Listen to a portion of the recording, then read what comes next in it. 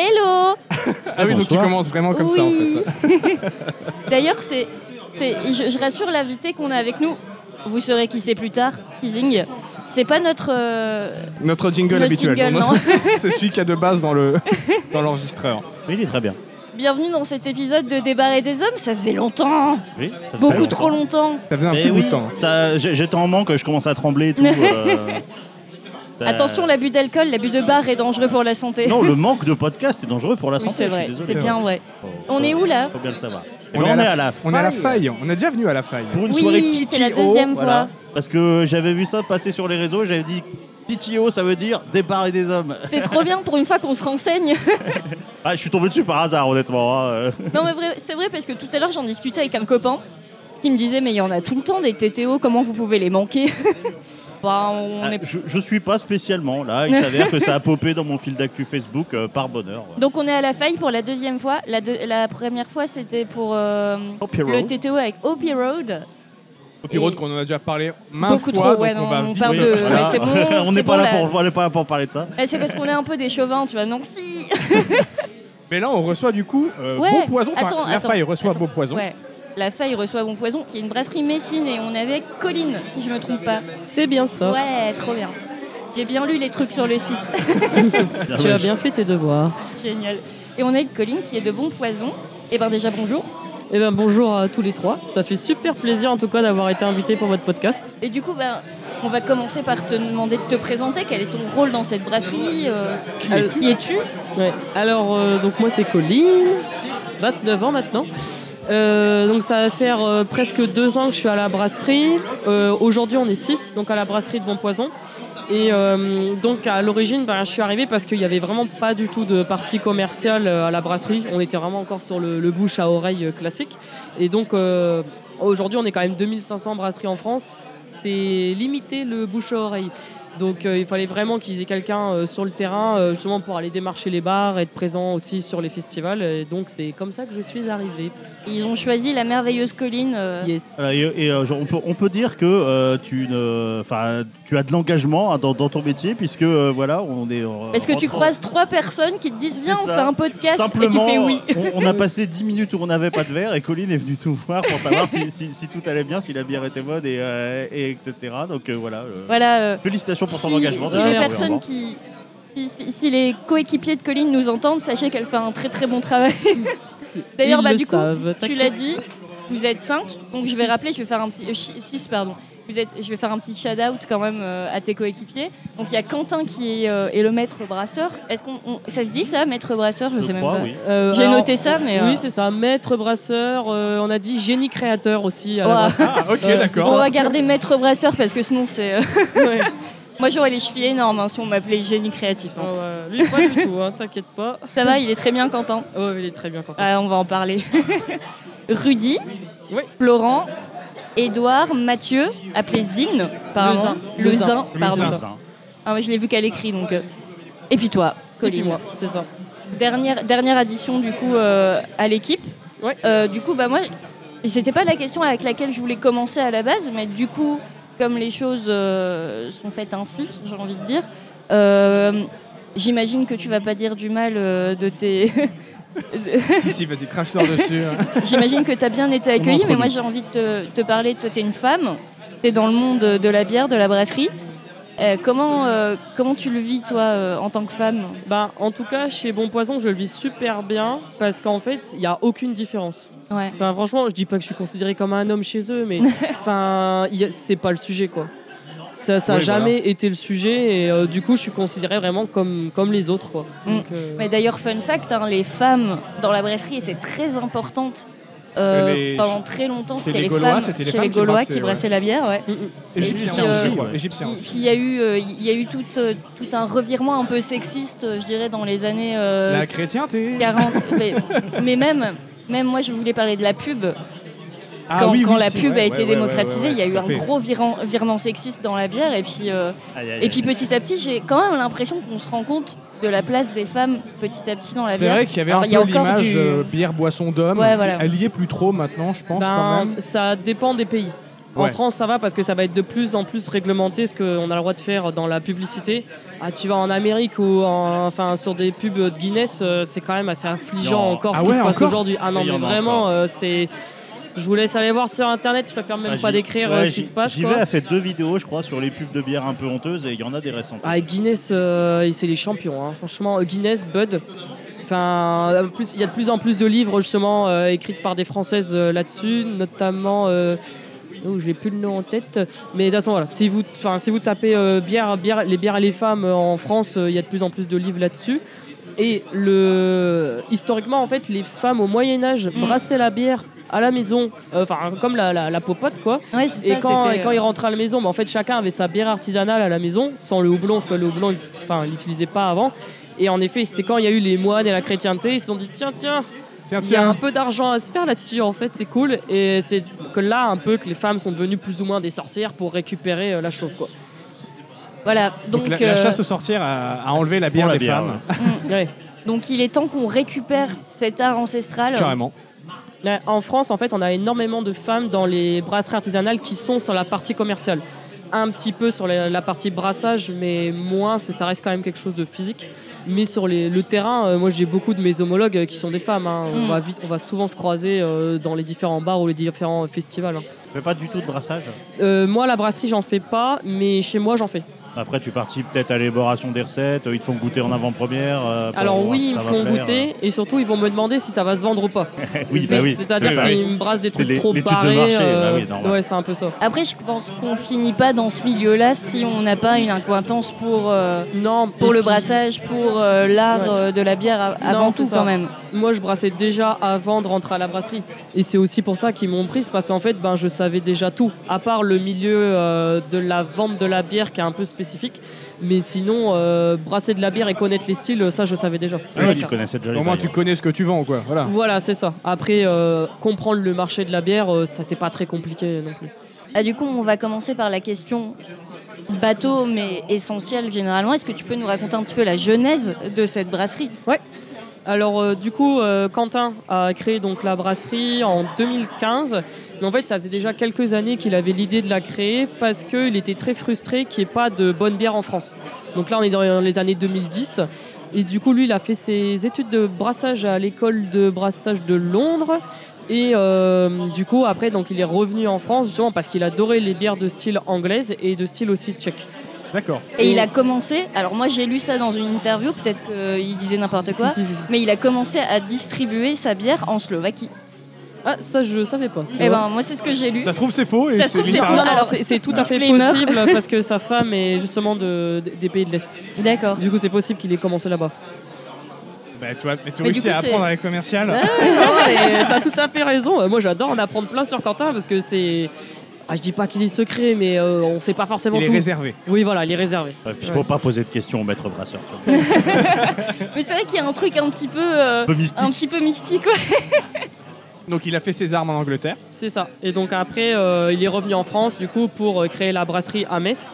Et on était vraiment la première brasserie artisanale de Metz parce que Amos était déjà parti depuis longtemps et s'était fait racheter, donc il n'y avait plus vraiment de bière spécifique à Metz. Et du coup, aujourd'hui, donc on est bien 6 personnes.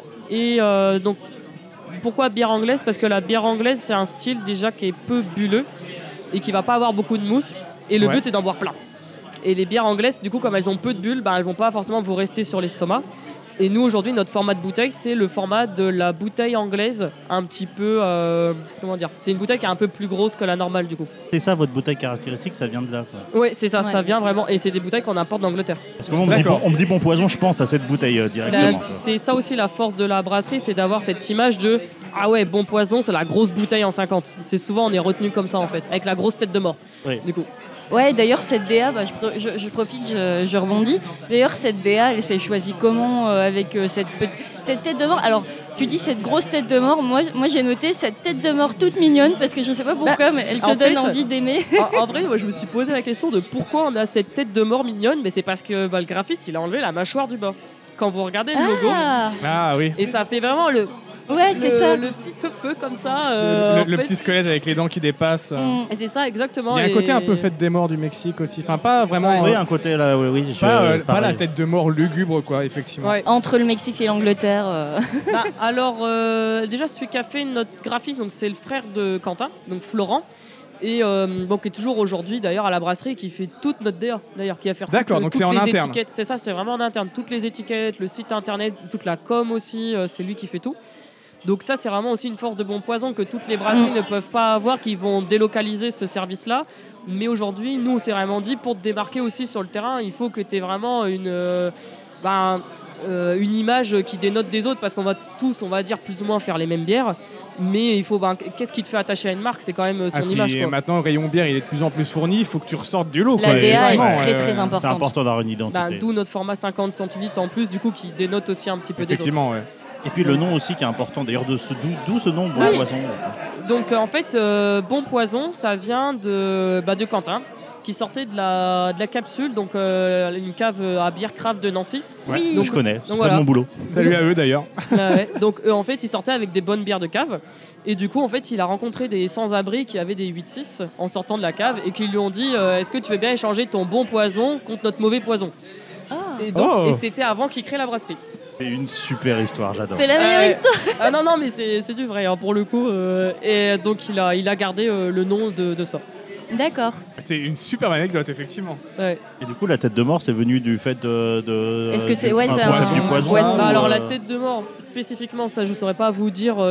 Après, le bon poison, je pense, a dû venir quand même avant l'idée de la tête de mort. Après, je pense que voir avec le graphiste. Le nom a dû donner l'idée, en fait, effectivement. Puis ça rappelle aussi un peu aussi les côtés un peu apothicaires où tu vois les vieilles fioles avec une tête de mort ça, dessus. La grosse bouteille, ça fait très bouteille d'apothicaire. Et puis il y a eu avant une déclinaison du logo aussi avec les os en croix. Ouais, voilà. Donc c'est sûr que ça ressemble beaucoup à ce style de bouteille. Tout de suite penser à cette imagerie qu'on a tous en tête, effectivement. Bon, alors du coup, on va revenir quand même à l'essence. À la bière plutôt. Ouais, exactement. À l'essence de ce podcast, la bière. La bière, oui. On va peut-être faire un tour de table. Qu'est-ce que vous buvez? Là, rien du tout, moi. Qu'est-ce qui t'arrive, Calme? Parce que on a été pris de court, on s'est lancé, voilà. Parle-nous de ce que t'as bu tout à l'heure. Moi, j'ai commencé par la sour framboise. Évidemment. Voilà, parce que ça fait des semaines que j'ai envie d'une sour, il fait beau, c'est le moment, voilà. Enfin, oui.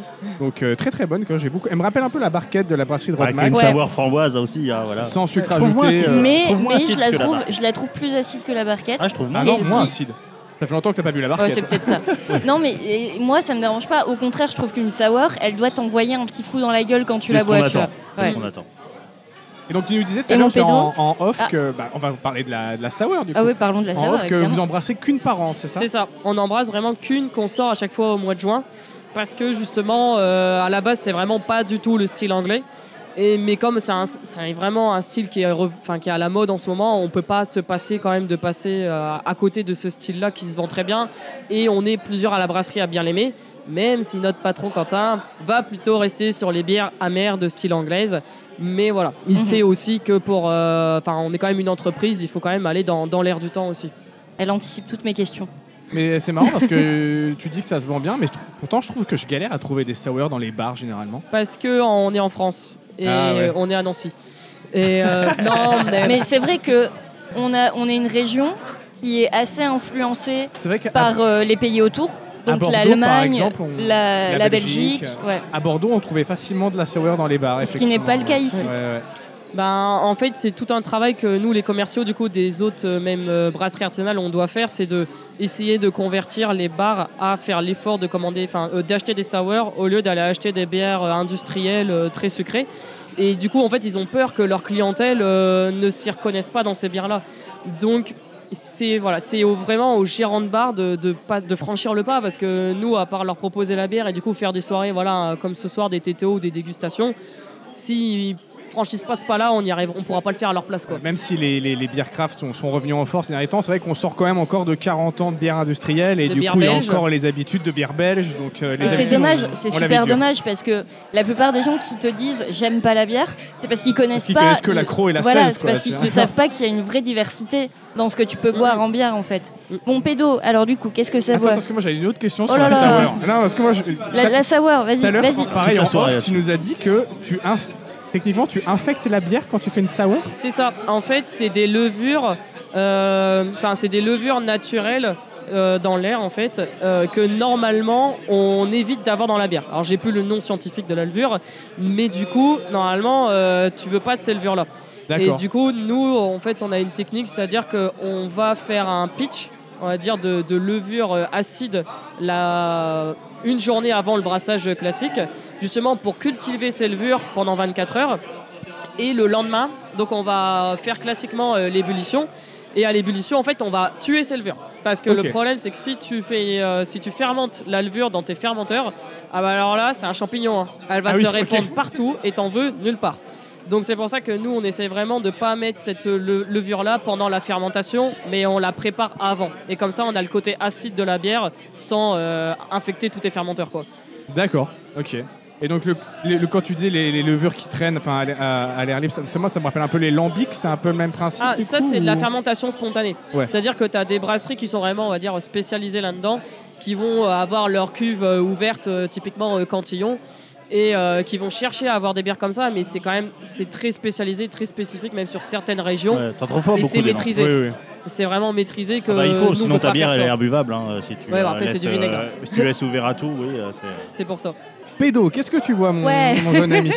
Alors, avant de parler de celle que j'ai bu, je vais parler de celle que j'ai bu. Avant, j'ai pris la Midsummer, qui est une blanche, et c'était marrant, tu parles du style amer anglais, parce que j'ai été surpris, je m'attendais avec une blanche à avoir un bouquet floral, un truc comme ça, tu vois, et justement, j'avais vu une amertume qui est pas trop marquée, mais plus que ce que j'attendais, et qui était un peu sèche, justement. Je pense que c'est, justement, ça doit être dans ce style-là que tu évoquais, quoi. Alors en fait, la Midsummer, chez nous, c'est vraiment notre best-seller. Mais en fait, son vrai style, c'est une Hoppy Wheat Ale. Ok. Mais si tu mets Hoppy Wheat Ale dans les bars... Ils savent pas ce que ça veut dire. Voilà, les gens savent pas ce que ça veut dire. Donc en fait, c'est les bières que nous, on adore chez les brasseurs. C'est super bien. Mais à vendre, c'est clivant parce que les gens comprennent pas ce que c'est. C'est-à-dire que c'est une blonde avec du blé et qui a des houblons un peu floraux, mais sans être amers. Alors, va expliquer ça au bar. Mais du coup, par contre, c'est incroyable à vendre parce que du coup, comme tu dis, c'est très léger, c'est un peu floral, un peu sec. Et nous, c'est notre best-seller de l'été, en fait. C'est vrai que je m'attendais à plus floral et moins amer, mais l'amertume est bien maîtrisée. Et on n'a pas l'habitude sur une blanche, en fait. Mais c'est pour ça que c'est pas une blanche, en fait. Oui. Mais en même temps, moi des fois je la décris comme une blonde houblonnée. Parce qu'en France, dès qu'on fait une bière avec du blé, on appelle ça une blanche, quoi. C'est ça. Oui, ça veut. Mais en fait, c'est ça, la blanche, ça n'existe pas. C'est les wheat beer, on appelle ça les blanches. C'est ça, c'est les wheat beer avec des goûts de banane et des méga mousses. Alors que pareil, celle-ci, elle n'aura pas beaucoup de mousse. Ouais. Donc c'est très très désaltérant par contre. Oui.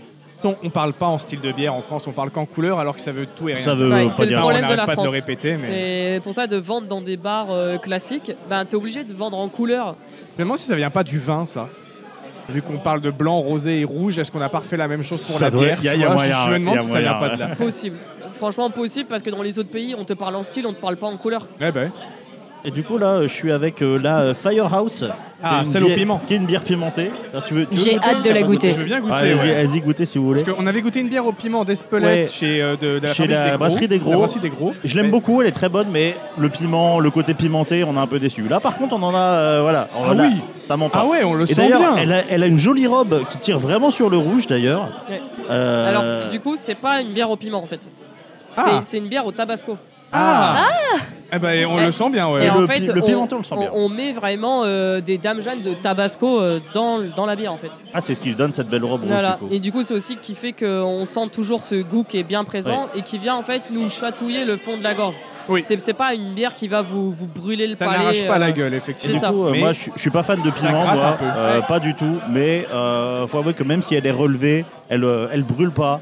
Voilà, une fois encore, c'est bien maîtrisé. À l'apéro avec des petits tapas ou un truc comme ça, je suis sûr que ça passe. Je pense qu'il y a un food pairing de ouf avec ça. Pizza. Barbecue. Franchement, ça marche super bien. Ah oui, le barbecue. Ah ouais, barbecue. Il y a des food pairing de ouf avec ça. C'est la pizza ce soir. Est-ce que la faille vend directement des bouteilles de tourbée? Alors là, ce qui se passe en fait, c'est que il y a des gens très intéressés qui évidemment ont goûté la bière en pression et qui se disent je vais en amener chez moi en fait. Et c'est ce qu'ils vont faire. C'est que ça marche bien. Et après, j'irai goûter la fumée. Voilà, j'ai hâte de goûter cette. Oui, la tourbée, j'en ai goûté un petit peu, ouais. Mais de toute façon, on reste là après l'interview, on va continuer à goûter les bières. J'ai ramené des bouteilles à déguster en plus. Oh là là. Comme ils avaient que 5 becs, je dis bon bah allez, on va ramener de la bière au gingembre, de la barley wine, enfin tu vois. Bière au gingembre, je suis curieux. Ah ouais, bière au gingembre, ça me parle. Et c'est pas une ginger beer, c'est vraiment une bière au gingembre. Parce que la ginger beer n'est pas de la bière. Non. Bon, maintenant qu'on a fait le tour de ce qu'on a bu pour l'instant, moi j'ai envie de te demander de nous parler un petit peu de la bière signature de Bon Poison. De celle qui pourrait un petit peu définir votre style. Votre main. Moi j'aurais dit la tourbée du coup. Ouais. Parce que en fait la tourbée on est très peu en France à en faire et c'est une bière qu'on a à notre gamme classique toute l'année. Ok.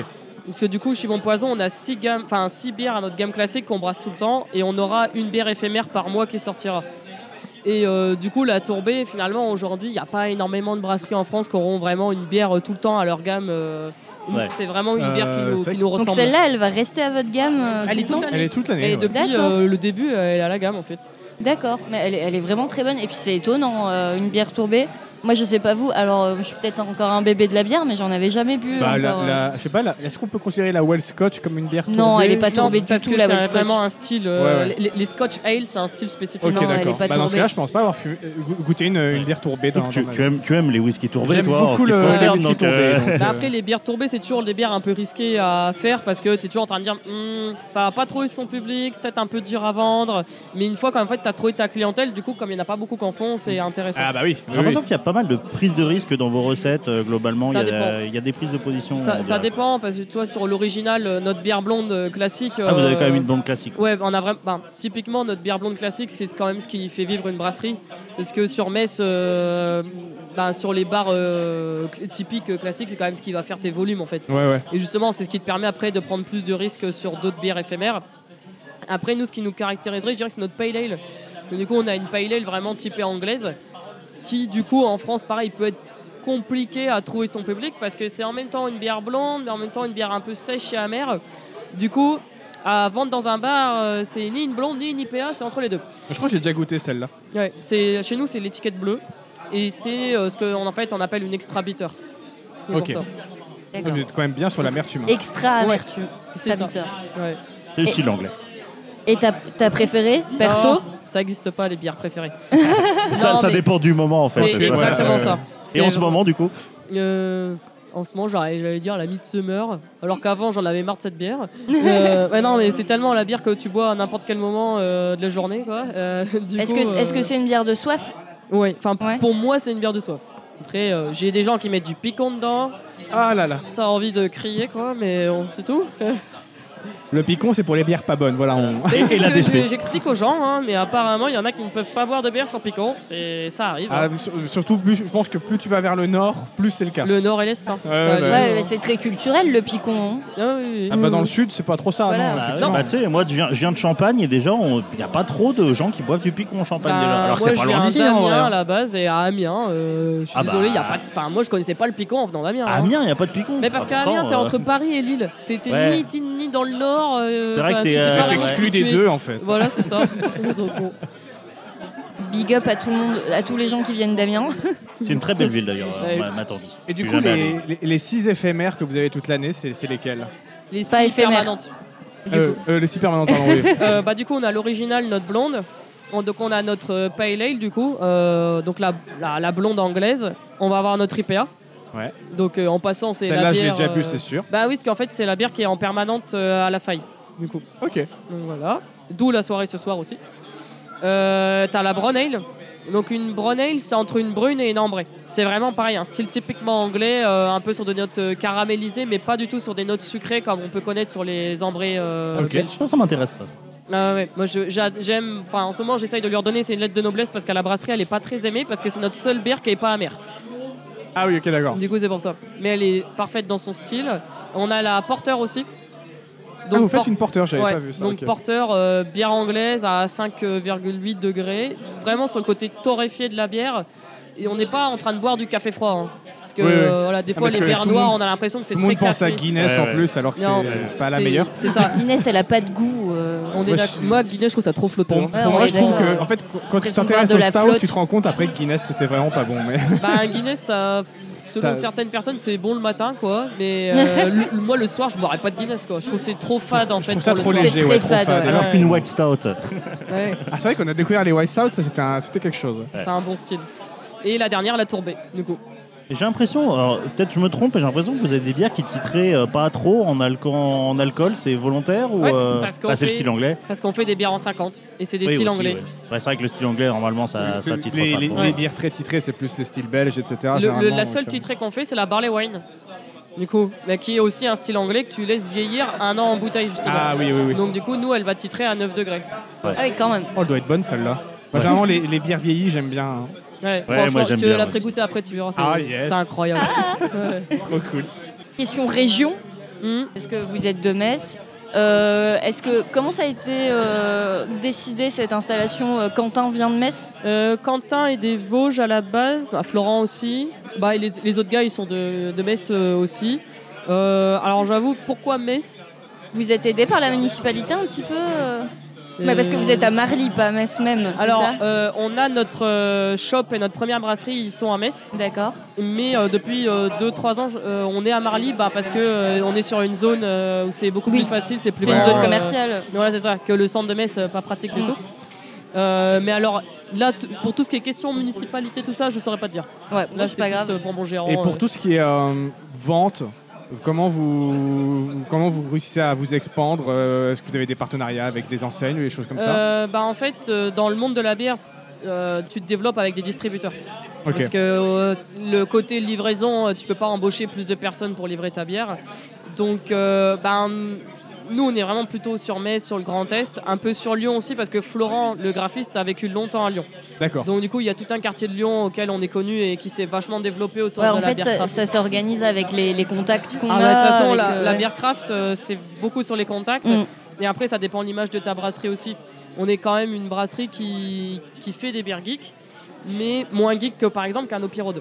Qui n'a pas du tout la même stratégie de vente que nous. Rien que le fait qu'on soit en bouteille de 50 centilitres en France, ça reste un format qui est peu commun. Peu commun, ouais. C'est pour ça. Mais après, parce que moi je sais que j'ai déjà vu de la Bon Poison au Carrefour ou des choses comme ça. Donc, Alors, ça en fait, c'est après le deuxième Covid. Du coup, il y a une plateforme de grande surface qui est venue nous voir en nous demandant si on était intéressés pour développer notre gamme en grande surface. Et on a développé une deuxième marque, toujours Bon Poison, mais avec d'autres recettes et d'autres étiquettes. Pour qu'on soit quand même identifié Bon Poison dans les supermarchés, mais que ça soit pas les mêmes bières que chez nos cavistes. D'accord, un petit peu plus grand public du coup, c'est ça? Oui, en fait, tu as une blonde, une IPA, une triple.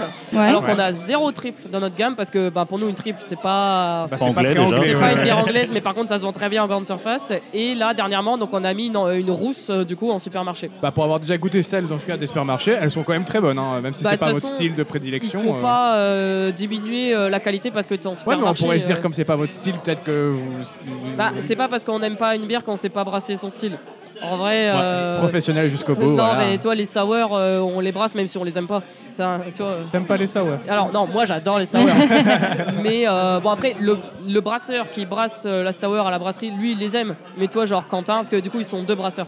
Et Quentin, tu vois, lui, il aime pas du tout les sours, mais il est pragmatique et il sait qu'il faut embrasser. Et faut bien le faire. Et puis de toute façon, c'est ça qui est beau dans la bière, c'est que tu trouveras toujours un style qui te plaît, même si un autre style ne te plaît pas. Il y a une vraie diversité. L'ami d'Arc qu'on embrasse d'ailleurs, qui m'a toujours soutenu qu'il n'aimait pas la bière. Le jour où j'ai fait goûter une sour, il a fait si ça c'est trop bon. Je fais voilà, t'as juste trouvé ton style, c'est tout. Bah oui, c'est ça. Hein. En tout cas, en termes d'image, je peux te dire que moi, Bon Poison, je pense que tout le monde s'accorde à dire que c'est une bonne maison. Souvent, c'est un gage de qualité. Quand quelqu'un ramène de la Bon Poison, on sait que généralement, ça va être bon. Puis, en tout cas, vous êtes assez connu quand même. Ouais, ça fait partie, je trouve, des brasseries du coin qui sont quand même assez bien représentés. Ça fait partie des brasseries stars de la Lorraine. Et du coup, on va rester en Lorraine, c'est très bien. Merci pour la transition, Cald. On reste en Lorraine, on se rend compte quand même de plus en plus avec notre podcast et puis le fait qu'on goûte régulièrement de la bière, la Lorraine quand même une bonne région brassicole. Ouais. Et j'ai envie que tu me parles un petit peu des ingrédients qu'on y trouve, plus particulièrement l'eau, parce que c'est là c'est ce qu'on va sourcer le plus au local. Qu'est-ce que vous utilisez vous et comment vous l'utilisez? Ça va te paraître très route, ça. Nous, on prend l'eau du réseau. Hein. Ouais, vous prenez l'eau du réseau? On prend l'eau du réseau et ce que le brasseur il fait, c'est qu'il remplit les cuves la veille, du coup, pour laisser le chlore s'évaporer. Ah oui. Et après, il brasse le lendemain. Alors, je sais que de temps en temps, il va quand même essayer de modifier le pH de l'eau, du coup, pour se rapprocher plus de certains styles de bière. C'est très courant, ça. Quand même. Notamment pour les sours, il faut avoir un pH très spécifique, donc il va travailler le pH. Mais sinon, on n'est pas là en train de dire alors on brasse de l'eau de source, de trucs. Il nous faut de l'eau qui vient de l'autre bout de la France. Voilà, non, mais après, c'est ce que des fois on en parlait avec d'autres brasseurs. C'est est-ce que finalement, si demain on brasse la bière Bon Poison dans une autre région, est-ce qu'elle aura le même goût, tu vois? Probablement pas, du coup. Du coup, non, probablement pas. Probablement pas. Nous, qu'on est dans une région où l'eau est très riche en minéraux, je pense qu'il y a d'autres régions où c'est pas forcément le cas, et là, ça doit quand même bien changer le goût, effectivement. Oui, non, c'est ce qui fait, c'est ce qui fait la localité de la bière. Souvent, une bière, elle est définie localement par l'eau qu'elle utilise, et c'est intéressant en vrai d'utiliser l'eau du réseau parce que c'est une eau à laquelle on pense pas forcément. Il y a plein de brasseries qui vont s'emmerder à aller chercher des eaux de montagne, des trucs comme ça, et pourtant. Il y a plein de brasseries qui prouvent qu'on peut faire une très bonne bière avec une eau qui vient... on a regardé une vidéo pas plus tard qu'hier de brasseries qui utilisent des eaux usées recyclées, tu vois, par exemple. Mais du coup, ça donne quand même une identité à la bière, même si c'est de l'eau du réseau. Ça donne une identité régionale à la bière et je trouve ça vachement bien. L'eau des Vosges, par exemple, s'il y a des brasseries dans les Vosges, ils peuvent bien en profiter, effectivement. Ouais, mais quand bien même, tu vois, tu peux utiliser une eau du réseau et ça donne un caractère à ta bière qui est particulier, tu vois. Et vos houblons, du coup, ils sont régionaux ou ils viennent d'ailleurs? Pas du tout. Pour le coup, nous, on n'est quand même ni en bio. De temps en temps, on va quand même prendre des houblons. Notre voisin Oprive, qui lui cultive ses houblons vraiment juste à côté de Metz, mais ça reste cher. Ça reste cher et en fait le credo quand même chez Bon Poison, c'est de la bière de copain à un prix accessible. Ouais. Donc du coup le houblon c'est quand même une des matières premières qui coûte le plus cher dans la bière. Donc je crois qu'aujourd'hui on en commande chez Yakima. Et je sais pas si on en commande encore dans les pays de l'Est. Mais les pays de l'Est, ça reste des super bons producteurs de houblon. Et c'est forcément des gros producteurs de houblon. À côté où ils font pas mal de houblon, je crois, non? Ouais, mais c'est plus cher. C'est des houblons qui sont beaucoup plus chers. Ça reste plus cher et en fait, ça intéresse les brasseries qui cherchent des labels. Et nous, aujourd'hui, c'est pas forcément ce qu'on cherche d'avoir des labels bio ou des labels locaux. On va avoir le label de qualité Moselle. Mais après, ça dépend la communication que tu vas avoir derrière. Vous êtes sur une communication plus populaire, avec des prix plus accessibles. Ouais. Puis il faut trouver un houblon qui correspond à ton style aussi. Quoi, hein. Voilà, si ça se fait pas à côté, forcément. Après, le houblon, d'une bière à l'autre, tu le changes très facilement. Oui, et tant que tu as le même style de houblon, c'est juste qu'il n'aura pas le même taux d'acide alpha. Du coup, il faudra peut-être en mettre plus ou moins selon les récoltes des années. Mais oui, tu peux... nous, des fois, si on est en manque de houblon d'une certaine sorte, on va appeler la brasserie d'à côté, on va lui demander tiens, est-ce que tu en as ou quoi? On s'en fout de où il l'a acheté, en fait. On veut juste du Simcoe et puis c'est tout. Donc, et vous tapez large en variété de houblon? Vous avez vraiment vos variétés? Je sais qu'on va avoir le classique Simcoe, Mosaic, Citra, le Fuggle aussi pour les houblons anglais. Et de temps en temps, on va aller sur des houblons peut-être un peu plus aromatiques sur les fruits exotiques. Mais sinon, non. Après, ça dépend de l'envie du brasseur. Toi, prochainement, on fait une double IPA en collaboration avec les Bertom. Là, il s'est dit, tiens, j'ai envie de tester ce houblon-là. Est-ce que ça te dit ou pas? Je fais, oui, vas-y, c'est un houblon à la mode, allons-y, quoi. Donc, non, mais en vrai, c'est vraiment cool de pouvoir aussi donner l'opportunité aux brasseurs de tester différents houblons selon les recettes aussi. Ah, c'est comme ça que ça se fait, il faut tester. Bah, si vous en faites une nouvelle chaque mois, il doit y avoir quand même pas mal d'expérimentation, j'imagine. Oui, après, t'as des saisonnières qui reviennent tous les ans. Ok. Toi, la bière au Tabasco, c'est une bière qu'on fait tous les ans au mois de fin février, début mars. Voilà, donc stay tuned si vous voulez boire de la bière au Tabasco. Ouais. Février-mars, vous pouvez la commander. Ah oui, est-ce qu'on peut commander? Vous avez un truc en ligne ou pas du tout?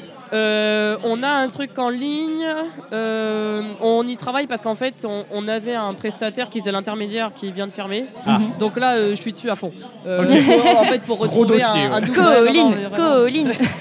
Bah oui, parce que voilà, des fois on veut en envoyer un peu partout dans la France, mais là le mois dernier le Presta il a fermé. Donc pour les envois par Chronopost, c'est un peu cher. Mais vous avez une boutique à Metz, c'est ça? Ouais. Sinon on a une boutique à Metz. Point de vente direct, allez à Metz et puis allez acheter vos cagettes. D'ailleurs, voilà, vous pouvez les trouver dans la boutique, bientôt de nouveau en ligne, on espère. Après, non, mais bien sûr, aussi, j'imagine. À Nancy, il y en a au milieu d'une bière. T'as la cave d'Orion qui en a. Le vin de Diou, il en a aussi. Enfin, en fait, c'est très ponctuel selon ce qu'ils vont commander. Mais même à Paris, dans l'Ouest, t'en as aussi. Voilà. Est-ce que vous avez des événements aussi que vous faites? Là prochainement 29 juin, donc c'est un samedi, on fait nos portes ouvertes. Donc là moi je fais des visites gratuites toute la journée. Il y aura des bières branchées sur les tireuses à la pression. Et sinon après en événement, forcément on va aller participer sur des festivals de bière. Du coup voilà, pour essayer de prêcher la bonne parole, tu vois, typiquement. Et donc il y a un festival à Metz en octobre, c'est ça? C'est ça. T'as le Metz Beer Fest le week-end normalement du 7-8 octobre. C'est tous les ans, voilà, le premier week-end. Et nous cette année, voilà, on aura un stand. D'habitude, on n'a pas forcément envie d'avoir de stand parce qu'on aime bien boire des bières chez les stands des copains sans avoir à tenir notre stand. Oui. Donc voilà. Mais cette année, du coup, on aura un stand cette année. Génial. Super, on pourra vous retrouver là-bas du coup. Ouais. Encore des questions? Moi, pour le coup, ça va. Ça fait une demi-heure qu'on parle, mine de rien, une demi-heure qu'on t'accapare. Il y a plein de choses à parler sur la bière. Il y a toujours des choses à dire sur la bière et sur les bonnes brasseries. On peut vous retrouver sur des réseaux? Oui, Facebook et Instagram. Voilà. On est quand même. De toute façon, tapez Bon Poison sur Google, vous allez vous en sortir. Donc Facebook, Instagram, notez le 29 juin et notez en octobre Metz Beer Fest. J'arrive pas à le dire. Aidez-moi. Merci. C'est pas facile quand même. Il y a ça, et il y a surtout quelque chose de très spécifique à la brasserie, c'est qu'en fait, nous, tous les ans en octobre, on a un événement où en gros, on sort 4 bières éphémères. Et en fait, il y a une bière qui sort par jeudi, et c'est des bières qu'on n'a jamais brassées avant. D'accord. Et la Faille, cette année, le refera aussi. Donc en gros, vous, public, vous ne savez pas ce qui va sortir. Les bars, eux, ils le savent. Et donc chaque jeudi, vous allez découvrir la nouvelle bière brassée. Et à la fin, les clients, ils peuvent en fait voter pour la bière qu'ils ont préférée. C'est génial. Oh, j'adore. Et c'est ce qu'on appelle l'Oktobertest. C'est important de voter. Inscrivez-vous sur les listes électorales. Allez voter pour votre bière préférée. Non, c'est surtout arrêter de boire de la bière allemande pas bonne. Merci. Le message est passé. C'est pour ça qu'on a créé cet événement, pour faire concurrence à l'Oktoberfest. Alors, il me reste une question. C'est en bar, on vous retrouve facilement? Vous arrivez à vous placer ou Ça dépend, pareil, même des affinités ou des besoins des bars. À Nancy, on doit être dans 2-3 bars. Et maintenant, en fait, les bars, ils veulent faire tourner les bières. Donc on peut très bien être 6 mois dans un bar, le 6 mois d'après on n'y sera plus, on sera dans un autre en fait, et c'est aussi superbe en fait pour les consommateurs parce qu'ils veulent de la nouveauté tout le temps et c'est le défi de tout le temps se renouveler et de proposer des bières intéressantes au bar. Sinon n'hésitez pas à demander à votre bar préféré s'il ne veut pas avoir un petit bec de bon poison. Voilà. Le client est roi. Hein. Le mieux c'est s'il y a de la demande, le bar fera en sorte qu'elle soit là. C'est ça. Ouais. Et puis suivez-les sur les réseaux, voyez où vous pouvez vous en fournir, et puis amusez-vous avec la bière toujours. Avec modération. Merci beaucoup, Colline. Merci, c'était vraiment trop cool.